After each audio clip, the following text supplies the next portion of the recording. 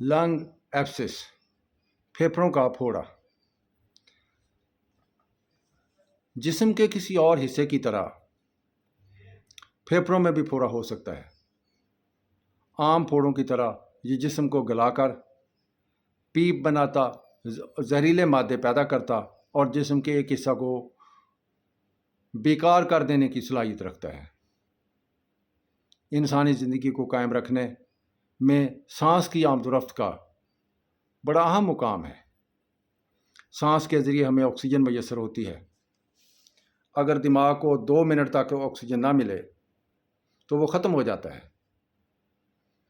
اور باقی جسم کے لیے آکسیجن کی 3 منٹ کی بندش موت کا باعث ہو سکتی ہے۔ پھیپھڑوں میں نمدار ہونے والے پھوڑے اس کی ساخت، کارکردگی اور حیات افرین فعل کو ختم کر سکتے ہیں۔ یہ پھیپھڑوں کو گلانے کے ساتھ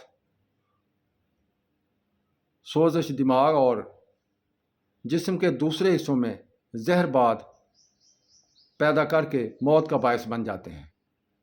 اسباب: گلے اور ناک میں سوزشی مادہ کی ترسیل، مریض کسی بھی ذریعہ سے جراثیم چوس کر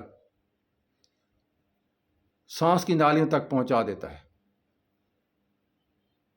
نمونیا، تپدق، پھیپھڑوں میں سوزش، سانس کی نالیوں میں رکاوٹ، رسولیاں اور نمونیا۔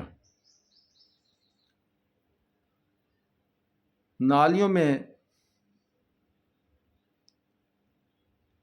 باہر سے اندر آنے والی چیزیں جسم کے دوسرے حصوں میں سوزش، جیسا کہ وریدوں کے اندر انجماد خون کے اثرات، آس پاس کے اعضاء میں سوزش کو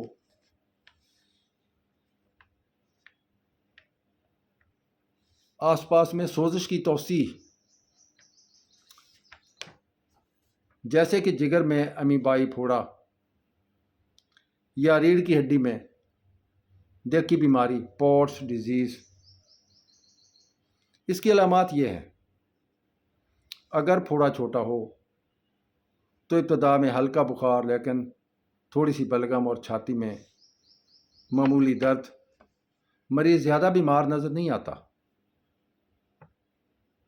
جن لوگوں میں اس بیماری کا آغاز شدت سے ہوتا ہے،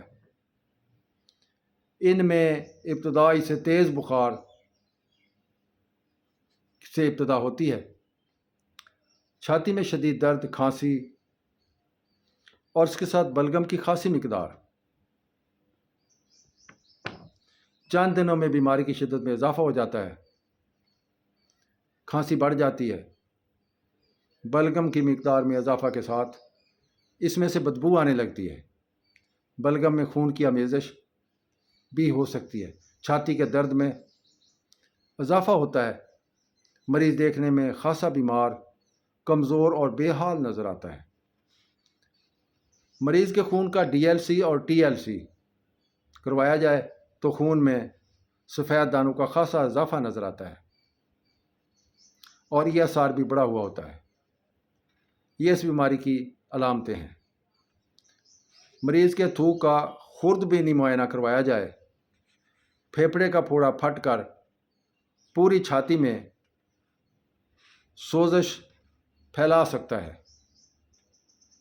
اور وہاں کے زہریلے مادے دماغ میں پھوڑا پیدا کر سکتے ہیں۔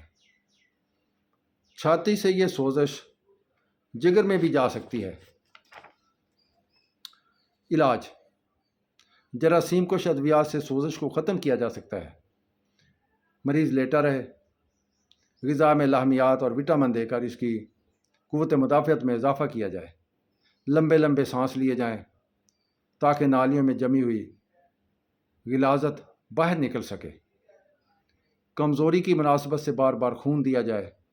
طب یونانی میں اتباع قدیم کو نمونیا کے علاج میں باراسنگا کے سینگوں کے کشتہ پر بڑا اعتماد رہا ہے، اور یہ اب تک مقبول ہے۔ جوشاندے کے ایکسٹریکٹ، شربت صدر، شربت صدوری بازار میں ملتے ہیں جو مفید ہیں۔ نمونیا کے علاج میں 4 اہم ضروریات یہ ہیں: جراثیم کو ہلاک کر کے تخریبی عمل کو روکنا، مریض کی قوت مدافعت میں اضافہ کرنا، پھیپھڑوں میں سے جمی ہوئی بلغم کو باہر نکالنا، سوزش ختم ہونے اور متاثرہ مقام کی بحالی۔ انجیر اور منقہ بلغم نکالنے میں لاجواب ہیں۔ ہومیوپیتھک طریقہ علاج میں علامات کے مطابق سلفر، ایپس ملیفیکا اور سرائنم مجرب ادویات ہیں۔ دوائی کی طاقت اور وقفہ کے لیے کسی ہومیوپیتھک ماہر ڈاکٹر سے مشورہ کر لیں۔